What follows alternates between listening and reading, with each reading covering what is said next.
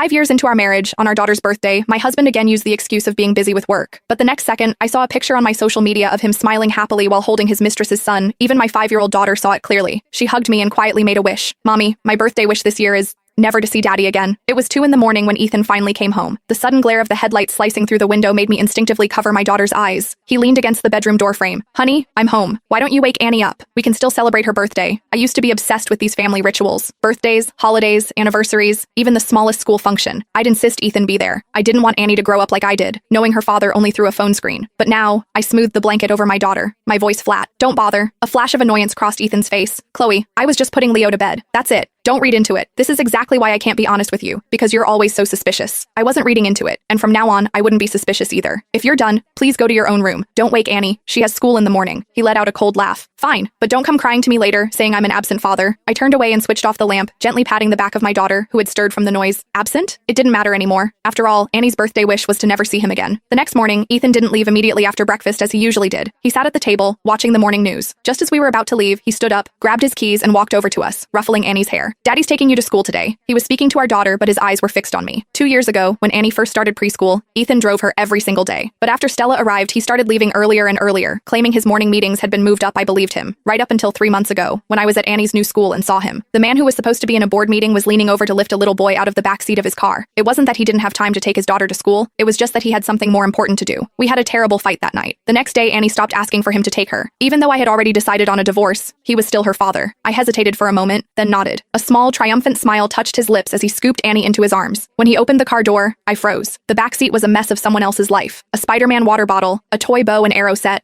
a woman's shawl tossed carelessly on the leather tucked into the seat back pocket was a framed family photo. He followed my gaze and his expression soured. Stella put that there. She said it makes Leo happy. He shot me a warning look. Don't start. It's not a big deal. The old me would have shattered the frame, would have screamed and cried and demanded to know where Annie and I stood in his heart. But the new me just nodded. It's a nice picture. He stared at me, confused. You're not angry? Angry? Maybe I should have been. But all I felt was a vast, hollow emptiness. It was almost funny. How could a man as sharp as Ethan not see through such a clumsy, transparently manipulative tactic? The answer was simple. He saw it. He just didn't care. We should go, I said. Annie's going to be late. His lips tightened, but he said nothing, just opened the driver's side door. As I was about to lift Annie into her car seat, his phone rang. The ringtone was a cheesy children's song. My dad is the best dad in the world. A little boy's frantic sobs filled the air. Daddy, Daddy, where did you go? Don't you want me and Mommy anymore? Ethan hung up and without a single glance in our direction, slid into the driver's seat. Leo's asking for me. I'll have the driver take you today. The black Maybach sped away, leaving us in a cloud of exhaust. I knelt down, worried about Annie. Daddy had an emergency, sweetheart. Next time he's free, we'll all go together, okay? Annie looked at me, her expression startlingly mature for a 5-year-old. Daddy's never free, Mommy. All his time is for Leo and his mommy. That evening, Ethan called. Chloe, I'm going to be late tonight. Leo's sick. Okay.